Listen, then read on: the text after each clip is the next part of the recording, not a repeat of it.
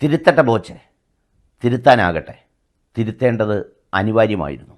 ഓർത്തു നോക്കൂ, ദാരിദ്ര്യത്തെക്കാൾ കൂടുതൽ നമ്മൾ ഭയപ്പെടേണ്ടത് സമ്പത്തിനെയാണെന്ന് അങ്ങ് 6-ാം നൂറ്റാണ്ടിൽ നിന്ന് ഒരു പ്രവാചകൻ ഉറക്കെ വിളിച്ചു പറഞ്ഞപ്പോൾ എല്ലാവരും വിചാരിച്ചു, സമ്പത്തിനെയോ എന്തിനു ഭയപ്പെടണം?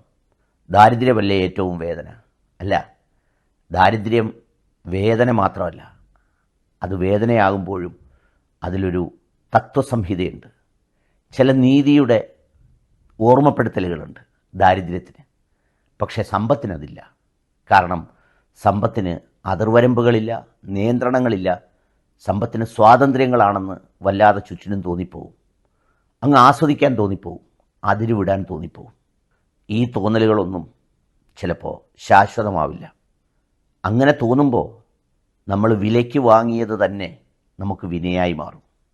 ഹണിറോസിനെ ഉദ്ഘാടനത്തിന് ലക്ഷങ്ങൾ മുടക്കി കൊണ്ടുവന്നത് ബോച്ച തന്നെയാണ്, വേറെ ആരുമല്ല. അബദ്ധത്തിലെത്തിയതല്ല. എന്നിട്ടോ അദ്ദേഹത്തിൻ്റെ ഞരമ്പൻ വഷളൻ കമൻറ്റുകൾ അത് പരസ്യമായി പ്രകടിപ്പിക്കുകയും അത് കണ്ട് ആളുകൾ ആസ്വദിക്കുകയും സമാനമനസ്കരായ പലരും അർമാദിക്കുന്നത് കാണുകയും ചെയ്യുമ്പോഴുണ്ടാകുന്ന ഒരുതരം വല്ലാത്ത സന്തോഷത്തിൻ്റെ മനോരോഗം അദ്ദേഹത്തെ പിടികൂടിയിരുന്നു. അവിടെ പിഞ്ചുകുഞ്ഞിനെയും വലിയവരെയും വൃദ്ധരെയും ഒന്നും അദ്ദേഹം വിട്ടില്ല. അവരെയൊക്കെ പരിഹസിച്ചു.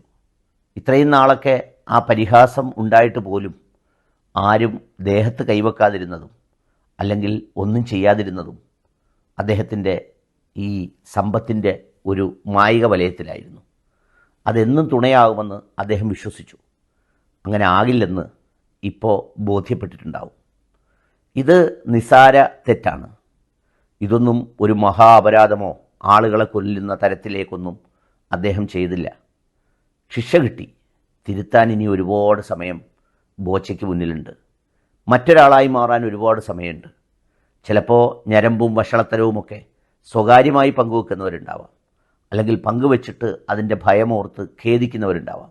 ഇതങ്ങനെയല്ല, പരസ്യമായി ആസ്വദിക്കുകയായിരുന്നു പുള്ളി.